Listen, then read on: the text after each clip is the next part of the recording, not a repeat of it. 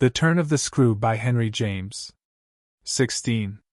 I had so perfectly expected that the return of my pupils would be marked by a demonstration that I was freshly upset at having to take into account that they were dumb about my absence.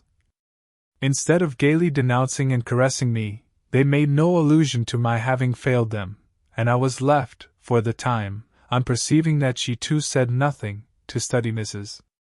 Grose's odd face. I did this to such purpose that I made sure they had in some way bribed her to silence, a silence that, however, I would engage to break down on the first private opportunity. This opportunity came before tea. I secured 5 minutes with her in the housekeeper's room, where, in the twilight, amid a smell of lately baked bread, but with the place all swept and garnished, I found her sitting in pained placidity before the fire. So I see her still, so I see her best, facing the flame from her straight chair in the dusky, shining room, a large clean image of the put away, of drawers closed and locked and rest without a remedy. Oh yes, they asked me to say nothing, and to please them, so long as they were there, of course I promise. But what had happened to you? I only went with you for the walk, I said. I had then to come back to meet a friend. She showed her surprise. A friend, you? Oh yes, I have a couple. I laughed. But did the children give you a reason? For not alluding to your leaving us? Yes, they said you would like it better. Do you like it better? My face had made her rueful. No, I like it worse.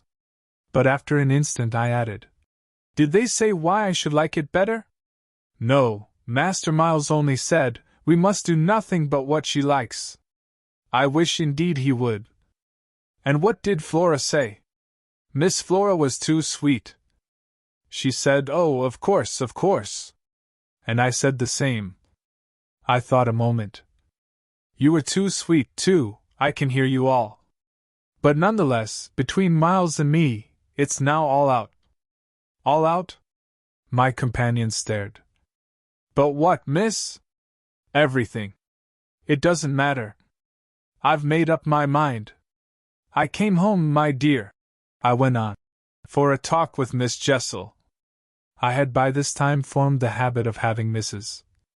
Grose literally well in hand in advance of my sounding that note, so that even now, as she bravely blinked under the signal of my word, I could keep her comparatively firm. A talk? Do you mean she spoke? It came to that. I found her, on my return, in the schoolroom. And what did she say? I can hear the good woman still, and the candor of her stupefaction. That she suffers the torments. It was this, of a truth, that made her, as she filled out my picture, gape. Do you mean, she faltered, of the lost? Of the lost. Of the damned. And that's why, to share them. I faltered myself with the horror of it.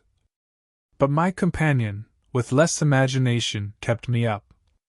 To share them? She wants Flora. Mrs. Grose might, as I gave it to her, fairly have fallen away from me had I not been prepared. I still held her there, to show I was. As I've told you, however, it doesn't matter. Because you've made up your mind? But to what? To everything. And what do you call everything? Why, sending for their uncle. Oh, miss, in pity do, my friend broke out. Ah, but I will. I see it's the only way. What's out, as I told you, with Miles is that if he thinks I'm afraid to, and has ideas of what he gains by that, he shall see he's mistaken. Yes, his uncle shall have it here from me on the spot, and before the boy himself, if necessary, that if I'm to be reproached with having done nothing again about more school, yes, miss, my companion pressed me. Well, there's that awful reason. There were now clearly so many of these for my poor colleague that she was excusable for being vague. But, which? Why, the letter from his old place. You'll show it to the master? I ought to have done so on the instant. Oh, no, said Mrs. Grose with decision. I'll put it before him. I went on inexorably. That I can't undertake to work the question on behalf of a child who has been expelled, for we've never in the least known what Mrs. Groves declared. For wickedness. For what else, when he's so clever and beautiful and perfect? Is he stupid? Is he untidy? Is he infirm? Is he ill-natured? He's exquisite, so it can be only that, and that would open up the whole thing. After all, I said, it's their uncle's fault.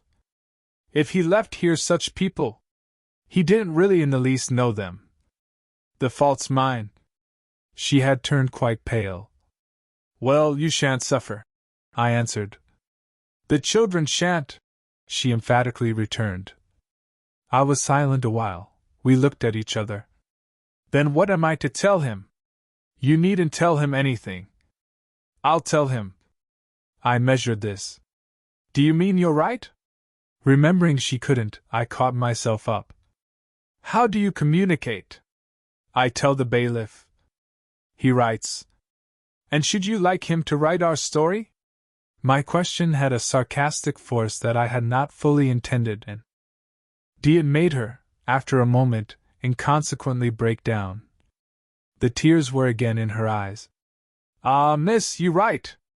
Well, tonight, I at last answered, and on this we separated.